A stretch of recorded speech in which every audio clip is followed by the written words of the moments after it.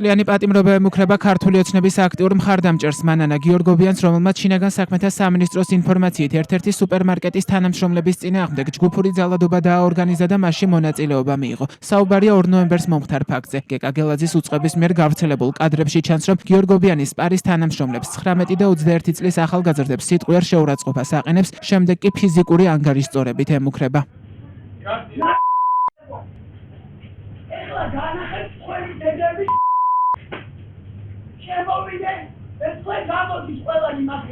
ოცნების მხარდამჭერმა მანჩო გიორგობიანმა მუქარას სისრულეში მოიყვანა. შინაგან საქმეთა სამინისტროს ინფორმაციით ის მომღერალ მამუკა ჩარკვიანის შვილს, ჯაკო ჩარკვიანს დაუკავშირდა, რომელიც ადგილზე თანმხლებ პირებთან ერთად მივიდა. მათ სუპერმარკეტის 2 თანამშრომელი გარე ტერიტორიაზე ძალის გამოყენებით გაიყვანეს და ფიზიკურად გაუსწორდნენ.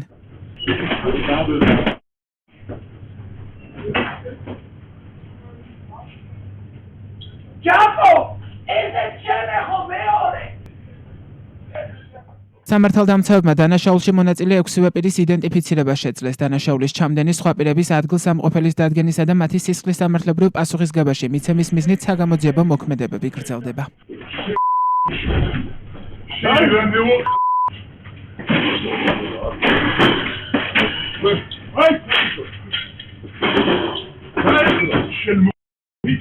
სუპერმარკეტ სპარში მანანა გიორგობიანსა და თანამშრომლებს შორის ინციდენტი 2 ნოემბერს მოხდა, თუმცა შინაგან საქმეთა სამინისტრომ ქართული ოცნების აქტიური მხარდამჭერი მესამე დღეს 5 ნოემბერს დააკავა. ამას წინ უძღოდა 4 ნოემბერს სოციალურ ქსელში გიორგობიანის პოსტი, რომელშიც ის გეკა გელაძეს თანამდებობიდან გათავისუფლებით და ჭრიჭინას ძერასავით ჰაერში მოხსნით ემუქრებოდა. ოცნების პროპაგანდისტი პოსტში, რომელიც ფეისბუქში ახლა აღარ იძებნება, წერდა, რომ პოლიციამ მისი ძმა უმიზეზოდ შეაჩერა. ტყვიას ტყვიაში ვაჯენ, ნაბანდიტარი ვერელი ვარ, თან ხილიანსკი წერდა გიორგობიანი და იმუქრებოდა, რომ პოლიტიკური ორიენტაციის მიუხედავად ქუჩაში გამოვიდოდა და სტრატეგიულ ობიექტებს შტურმით აიღებდა. ის გეკა გელაძეს ახსენებდა, რომ წარსულში სწორედ მისი თხოვნის შემდეგ მოხსნა ბიძინა ივანიშვილმა შინაგან საქმეთა სამინისტროს რამდენიმე მაღალჩინოსანი.